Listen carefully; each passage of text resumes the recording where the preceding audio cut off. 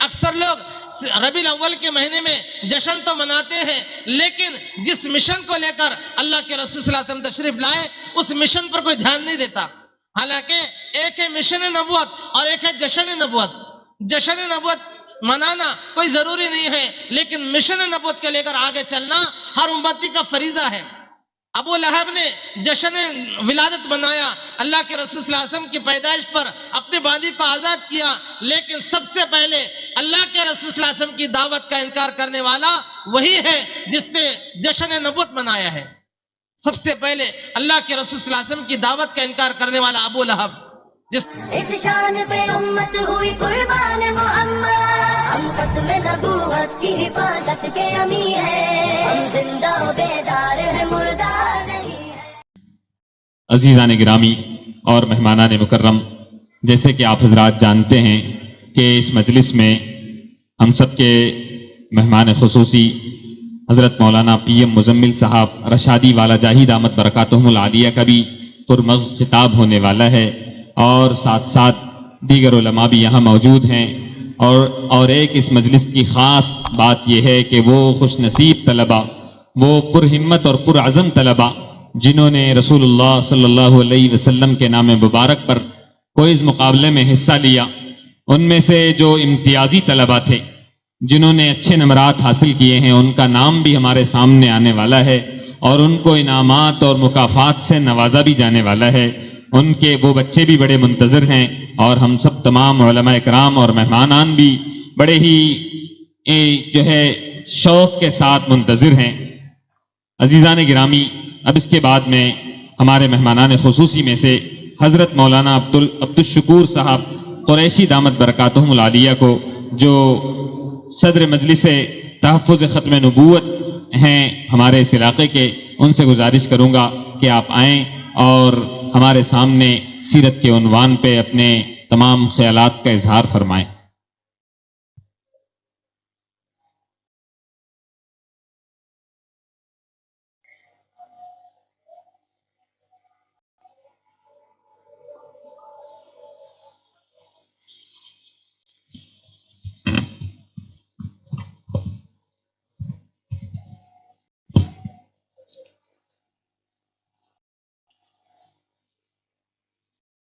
الحمد لله لم يزل ولا يزال عالما قديرا حيا قيوما سميعا بصيرا، واشهد ان لا اله الا الله وحده لا شريك له واكبره تكبيرا، واشهد ان سيدنا وسندنا وامامنا وقدوتنا وقرة أعيننا وقائدنا وقائمنا ومرشدنا ومولانا محمدا عبده ورسوله الذي أرسل بالحق بشيرا ونذيرا وداعيا إلى الله بإذنه وسراجا وقمرا منيرا، وصلى الله عليه وعلى آله وأصحابه وأزواجه وذرياته وأهل بيته وأهل طاعته أجمعين،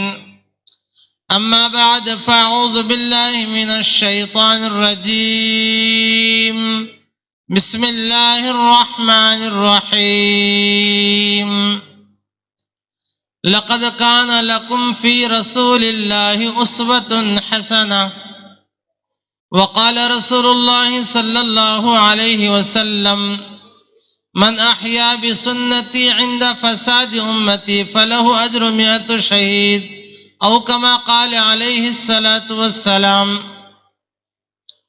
محترم بزرگوں، حضرات علماء اکرام اور پردہ نشین خواتین، اللہ تعالیٰ نے ہم سب کو اس دنیا کے اندر بے شمار نعمتیں عطا فرمائی ہیں، لیکن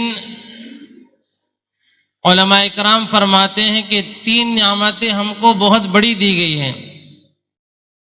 ویسے تو ہر نعمت ہے، لیکن 3 نعمتیں بہت اعلیٰ دی گئی ہیں۔ ایک تو ایمان کی نعمت، ایک قرآن کی نعمت اور محمد الرسول اللہ صلی اللہ علیہ وسلم بحیثیت نبی اور رسول ہونے کے ہم سب کو عطا کیے گئے. یہ اللہ کی بہت بڑی نعمتیں ہیں. اللہ کے رسول صلی اللہ علیہ وسلم کو اللہ تعالیٰ نے ہم سب کی ہدایت کے لیے مبعوث فرمایا، اور آپ صلی اللہ علیہ وسلم کے آنے سے پہلے ہی اللہ تعالیٰ نے سارے دنیا اور دنیا کا سارا انتظام فرمایا. اللہ کے رسول صلی اللہ علیہ وسلم کو اللہ نے آخری نبی بنایا اور ختم نبوت کا تاج آپ کے سر مبارک پر رکھا. اللہ تعالیٰ نے نبوت کا دروازہ اپن بند کر دیا. اب کوئی نبی نہیں آئے گا اور اس کی ضرورت بھی نہیں ہے. ایک مرتبہ ایک انگریز نے حضرت مولانا عمر صاحب پالنپوری رحمۃ اللہ علیہ سے سوال کیا کہ نبوت کا آنا تو رحمت ہے، محمد رسول اللہ صلی اللہ علیہ وسلم کو اللہ نے آخری نبی بنایا، گویا کہ آپ نے رحمت کا دروازہ بند کر دیا. کہ رحمت کا دروازہ تو بند ہو گیا، یعنی رحمت بند ہو گئی. تو حضرت مولانا عمر صاحب پالنپوری رحمۃ اللہ علیہ نے فرمایا کہ ختم نبوت کے معنی قطع نبوت کے نہیں ہیں بلکہ تکمیل نبوت کے ہیں. پھر اس کی مثال دی حضرت نے کہ جیسے اندھیری رات ہے اور گھٹا ٹوپ اندھیرا ہے، تاریکی چھائی ہوئی ہے، ہاتھ کو ہاتھ نظر نہیں آتا، اتنا اندھیرا چھایا ہوا ہے، چاند پوری آب و تاب سے نکل چکا ہے اور اپنی روشنی پھیلا رہا ہے، لیکن تاریکی ختم نہیں ہو رہی. تاریکی ختم نہیں ہو رہی. ستارے بھی نکلے، چاند بھی نکلا، لیکن تاریکی جو کی تو موجود ہے. یہاں تک کہ ابھی صبح صادق ہوا چاہتی ہے اور صبح صادق کے بعد اجالا پھیلنا شروع ہو گیا. آہستہ آہستہ اجالا پھیل رہا ہے اور تاریکی ختم ہو رہی ہے. سورج ابھی نکلا نہیں ہے لیکن چاند نے اپنی روشنی کھینچ لی، ستارے بے نور ہونا شروع ہو گئے. حالانکہ ابھی سورج نکلا نہیں ہے لیکن ابھی سورج نکلنا چاہتا ہے، اس سے پہلے ہی اندھیرا چھٹ رہا ہے، تاریکی چھٹ رہی ہے. یہاں تک کہ سورج نکل گیا. سورج نکلنے کے بعد پورا کا پورا عالم روشن ہو گیا. اب سورج کے آنے کے بعد نہ کسی چاند کی ضرورت باقی ہے اور نہ ہی ستاروں کی ضرورت باقی ہے. اسی طرح اللہ کے رسول محمد الرسول اللہ صلی اللہ علیہ وسلم کے آنے سے پہلے حضرت آدم علیہ السلام سے لے کر حضرت عیسیٰ علیہ السلام ہر نبی اپنی محنت کو کر چکے اور امت کو ہدایت کی طرف بلاتے رہے، لیکن گمراہی ختم نہیں ہوئی. گمراہی جو کی تو باقی ہے. یہاں تک کہ بیچ میں زمانے فترت ہے. حضرت عیسیٰ علیہ السلام سے لے کر رسول اللہ صلی اللہ علیہ وسلم کے زمانے تک 555 سال کا فاصلہ ہے، لیکن گمراہی عروج پر ہے. اللہ کے رسول صلی اللہ علیہ وسلم کو اللہ نے وادی بطحا میں پیدا فرمایا. ابھی آپ پیدا نہیں، ابھی آپ کو نبوت نہیں ملی ہے، ابھی آپ نے اپنی نبوت کی محنت کا آغاز نہیں کیا، لیکن ابھی سے لوگوں کے دلوں میں ایک انقلاب آنا پیدا شروع ہوا.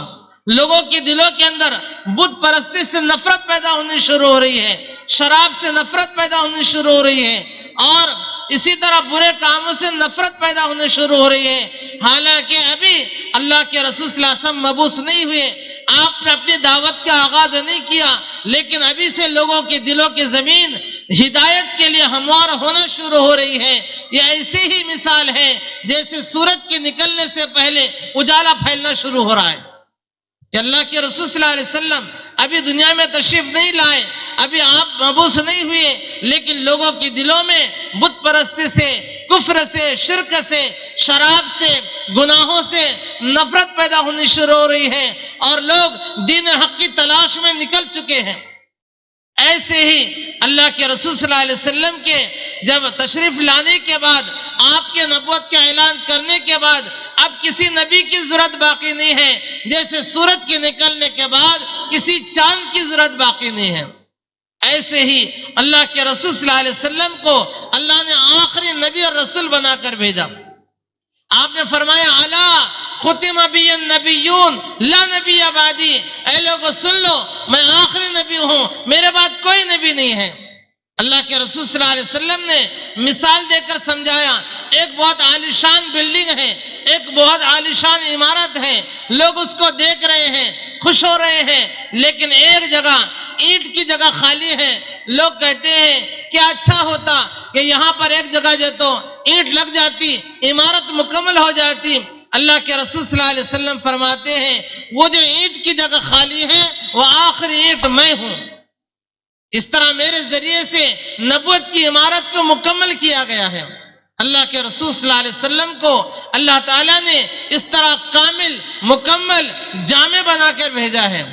آپ صلی اللہ علیہ وسلم کو اللہ تعالیٰ نے ایسے اعلیٰ صفات سے نوازا تھا، اس لیے اللہ کے رسول صلی اللہ علیہ وسلم کی 2 ولادتیں ہیں۔ آپ کو تعجب ہوگا 2 ولادتیں کیسی ہیں؟ 2 ولادتیں ہیں، ایک ہے ولادت روحانیہ، ایک ہے ولادت جسمانیہ۔ یوں سمجھے کہ محمد ابن عبداللہ اور محمد الرسول اللہ کہ ربیع الاول کے مہینے کے اندر علی اختلاف الاقوال اللہ کے رسول صلی اللہ علیہ وسلم محمد ابن عبداللہ پیدا ہوئے 12 ربیع الاول کو، اور 40 سال کے بعد پیدا ہوئے محمد الرسول اللہ۔ محمد ابن عبداللہ میں ہمارے لیے شرعی اعتبار سے کوئی رہنمائی نہیں ہے۔ اللہ کے رسول صلی اللہ علیہ وسلم کو اللہ تعالیٰ نے بہت خوبصورت بنایا ہے، جیسے حضرت معاویہ تیمور صاحب دامت برکاتہم، انہوں نے اللہ کے رسول صلی اللہ علیہ وسلم کا حسن، آپ صلی اللہ علیہ وسلم کا جمال جیسے آپ کے سامنے عرض کیا ہے، تو اللہ کے رسول صلی اللہ علیہ وسلم کو اللہ تعالیٰ نے ایسا خوبصورت بنایا، ایسا حسین بنایا، ایسا جمیل بنایا جس کی کوئی مثال نہیں۔ ایک ہوتا ہے حسن اور ایک ہوتا ہے جمال، دونوں میں فرق ہے۔ جو حسین ہوتا ہے وہ جمیل نہیں ہو سکتا، یا جو جمیل ہو سکتا ہے تو حسین نہیں ہو سکتا، یا تو حسن ہوگا یا جمال ہوگا۔ مثال کے طور پر ایک انگلی ہے، یہ انگلی اتنی خوبصورت بنائی گئی، اس کو وہ حسین کہیں گے، لیکن اگر اس کے اندر نقص ہے، ٹیڑھا پن ہے، اس کو حسین تو کہیں گے لیکن جمیل نہیں کہیں گے۔ ایک آدمی بہت خوبصورت ہے لیکن اندھا ہے، اس کو حسین تو کہیں گے، جمیل نہیں کہیں گے۔ اس لیے کہ حسن کہتے ہیں ایسی خوبصورتی کو، اور جمال کہتے ہیں اعضاء کی بناوٹ کے کسی قسم کا کوئی نقص نہ ہو۔ تو اللہ کے رسول محمد ابن عبداللہ صلی اللہ علیہ وسلم کو اللہ نے حسین بھی بنایا اور جمیل بھی بنایا۔ آپ جسمانی اعتبار سے بھی مکمل بنائے گئے اور حسن کے اعتبار سے بھی مکمل بنائے گئے، ایسے حسین، ایسے جمیل کہ حضرت عائشہ صدیقہ رضی اللہ عنہ فرماتی ہیں مصر کی عورتوں نے رسول اللہ، مصر کی عورتوں نے حضرت یوسف علیہ السلام کے حسنوں کو دیکھا تو اپنی انگلیاں کاٹی ہیں، اگر وہ میرے محبوب کو دیکھتی تو اپنے کلیجے کاٹ ڈالتی۔ اتنا زیادہ حسین اللہ کے رسول صلی اللہ علیہ وسلم کو اللہ نے بنایا تھا۔ حضرت جابر ابن عبداللہ رضی اللہ عنہ کی روایت ہے 14ویں رات کا چاند تھا، اللہ کے رسول صلی اللہ علیہ وسلم کے جسم اطہر پر ایک دھاری دار سرخ جوڑا تھا، کبھی میں آپ کو دیکھتا، کبھی چاند کو دیکھتا، کبھی آپ کو دیکھتا، کبھی چاند کو دیکھتا، آخر میرے دل نے فیصلہ کر لیا کہ محمد الرسول اللہ صلی اللہ علیہ وسلم چاند سے زیادہ خوبصورت ہے، چاند سے زیادہ خوبصورت ہے۔ اللہ کے رسول صلی اللہ علیہ وسلم ایک مرتبہ گھر میں تشریف لائے، حضرت عائشہ صدیقہ عفیفہ کائنات صدیقہ بنت صدیق رضی اللہ عنہ فرماتی ہیں اللہ کے رسول صلی اللہ علیہ وسلم گھر میں تشریف لائے، میرے گھر میں چراغ میں تیل نہیں تھا اور میں سوئی کے اندر تاغے پھرانا چاہتی تھی، جیسے ہی اللہ کے رسول صلی اللہ علیہ وسلم تشریف لائے ہمارا گھر آپ کے نور سے منور ہو گیا اور میں نے اس روشنی کے اندر اپنے جو سوئی کے اندر تاغا پھرویا ہے۔ اتنے زیادہ حسین اور جمیل اللہ کے رسول صلی اللہ علیہ وسلم کو اللہ نے بنایا تھا۔ لنا شمس وللآفاق شمسی وشمسی تطلع بعد العشاء، ایک تو دنیا والوں کا سورج ہے اور ایک میرا سورج ہے۔ دنیا والوں کا سورج وہ تو مغرب کے بعد ڈوب جاتا ہے، لیکن میرا سورج عشاء کے بعد نکلتا ہے۔ کہ اللہ کے رسول صلی اللہ علیہ وسلم کو اللہ نے ایسا حسین اور جمیل بنایا تھا۔ حضرت عائشہ سے حضرت حسان بن ثابت رضی اللہ عنہ فرماتے ہیں وَأَحْسَنُ مِنْكَ لَمْ تَرَ قَطُّ عَيْنِي وَأَجْمَلُ مِنْكَ لَمْ تَلِدِ النِّسَاءُ خُلِقْتَ مُبَرًّا مِنْ كُلِّ عَيْبٍ كَأَنَّكَ قَدْ خُلِقْتَ كَمَا تَشَاءُ کہ آپ کے جیسا خوبصورت، آپ کے جیسا حسین اور جمیل میری آنکھ نے نہیں دیکھا، آپ کے جیسا خوبصورت عرب کی کسی عورت نے پیدا ہی نہیں کیا، آپ کو اللہ تعالیٰ نے ایسا پیدا کیا ہے تمام عیبوں سے پاک، گویا آپ ایسے جیسے پیدا کیے گئے جیسے آپ خود چاہتے تھے کہ اللہ کے رسول صلی اللہ علیہ وسلم کو اللہ نے ایسا پیدا کیا گویا خود آپ جیسے آپ چاہتے تھے اس طرح آپ کو پیدا کیا گیا ہے۔ اللہ تعالیٰ نے آپ صلی اللہ علیہ وسلم کو ظاہر اور باطنی اعتبار سے ایسے بہترین پیدا کیا تھا۔ آپ جو ہے جب پیدا ہوئے آپ تشریف لائے، آپ کا سر مبارک سجدے میں ہے، آپ کے انگوش شہادت اٹھی ہوئی ہے اور آپ جو ہے تو کلمہ شہادت پڑھ رہے ہیں۔ حضرت بی بی آمینہ فرماتی ہیں اللہ کے رسول صلی اللہ علیہ وسلم کے آنے سے پہلے ہی میرے جیسے سر پر بادل کا سایہ ہوتا تھا، جس پتھر پر میں پیر رکھتی وہ نرم ہو جایا کرتا تھا، باوڑی پر پانی کے لیے جاتی پانی خود بخود اوپر آ جایا کرتا تھا۔ یہ اللہ کے رسول صلی اللہ علیہ وسلم کے جو تو برکات تھی، اور جب آپ تشریف لائے تو میں نے آپ کے جو تو نور میں شام کے محلات دیکھے ہیں، شام کے محلات دیکھے۔ اللہ کے رسول صلی اللہ علیہ وسلم جب دنیا میں تشریف لائے، عبد المطلب خانہ کعبہ کے اندر آرام کر رہے ہیں، وہ دیکھتے ہیں کہ جو تو کعبے کی دیواریں جھک گئی ہیں اور کہنے والا کہتا ہے مبارک ہو اللہ کے رسول صلی اللہ علیہ وسلم آخری نبی تشریف لائے ہیں۔ ایک راہب پہاڑ سے نیچے اتر آتا ہے اور وہ کہتا ہے کہ انتقلت النبوت من بنی اسرائیل الی قریش، کہ آج جو ہے نبوت کو بنی اسرائیل سے قریش کے اندر یعنی عبد المطلب کے خاندان کے اندر منتقل کیا گیا ہے۔ اللہ کے رسول صلی اللہ علیہ وسلم کے جو تو پیدا ہونے سے پہلے بشارتیں دی جا رہی ہیں، خواب دکھائے جا رہے ہیں، قیصر اور کسریٰ کے محل کے کنگورے گر رہے ہیں، دریائے سادہ کا پانی خشک ہو گیا ہے، اور عربی گھوڑے جو تو اونٹ یہ جو تو دوسروں کو کھینچ رہے ہیں۔ یہ ساری کے ساری علامات اللہ کے رسول صلی اللہ علیہ وسلم کے پیدا ہونے سے پہلے بتائی جا رہی ہیں۔ 1000 سال تک جو فارس کے اندر آگ جلائی جا رہی تھی وہ اچانک بجھ جاتی ہے۔ یہ سارے کے سارے واقعات اچانک ہو جاتے ہیں، ایک بہت بڑی شخصیت پیدا ہو جاتی ہے۔ یہ اللہ کے رسول محمد ابن عبداللہ کی پیدائش کے موقع پر اللہ نے یہ سارے کے سارے جو تو ایسے محیر العقول واقعات بتائے ہیں۔ اللہ کے رسول صلی اللہ علیہ وسلم کو جب اللہ تعالیٰ نے 40 سال کے بعد نبوت عطا فرمائی اور آپ نے اپنی نبوت کا آغاز فرمایا، یہاں سے ہر مسلمان کے لیے آپ کی سیرت اور آپ کے اخلاق، آپ کی عادات، اس کے اندر عملی نمونہ موجود ہے۔ اس کے لیے اکثر لوگ ربیع الاول کے مہینے میں جشن تو مناتے ہیں، لیکن جس مشن کو لے کر اللہ کے رسول صلی اللہ علیہ وسلم تشریف لائے اس مشن پر کوئی دھیان نہیں دیتا۔ حالانکہ ایک ہے مشن نبوت اور ایک ہے جشن نبوت۔ جشن نبوت منانا کوئی ضروری نہیں ہے، لیکن مشن نبوت کے لے کر آگے چلنا ہر امتی کا فریضہ ہے۔ ابو لہب نے جشن ولادت منایا، اللہ کے رسول صلی اللہ علیہ وسلم کی پیدائش پر اپنی باندی کو آزاد کیا، لیکن سب سے پہلے اللہ کے رسول صلی اللہ علیہ وسلم کی دعوت کا انکار کرنے والا وہی ہے جس نے جشن نبوت منایا ہے۔ سب سے پہلے اللہ کے رسول صلی اللہ علیہ وسلم کی دعوت کا انکار کرنے والا ابو لہب، جس نے اللہ کے رسول صلی اللہ علیہ وسلم کے پیدائش پر خوشی منائی ہے۔ تو چنانچہ ہم امت محمدیہ کے لیے ختم نبوت کی برکت سے یہ بات ہم پر عائد ہوتی ہے، اللہ کے رسول صلی اللہ علیہ وسلم کے ایک ایک طریقے کو اپنی زندگی میں زندہ کرنا، اپنی زندگی کے اندر اس کو جو زندہ کرنے کے ساتھ ساتھ سارے عالم میں اللہ کے رسول صلی اللہ علیہ وسلم کا مبارک طریقہ زندہ ہو جائے، اس کے لیے محنتیں کرنا، اور جو اللہ کے رسول صلی اللہ علیہ وسلم کی شان میں گستاخی کرتا ہے اس گستاخ کو اس کا مزہ چکانا، یہ ہم امتی ہونے کے ناطے ہم پر اس کا فریضہ عائد ہوتا ہے۔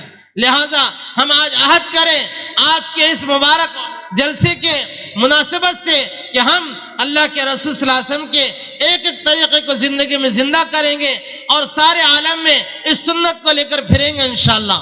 اللہ تعالی ہم سب کو سمجھ کر عمل کی توفیق عطا فرمائے۔ وما توفیق الا باللہ۔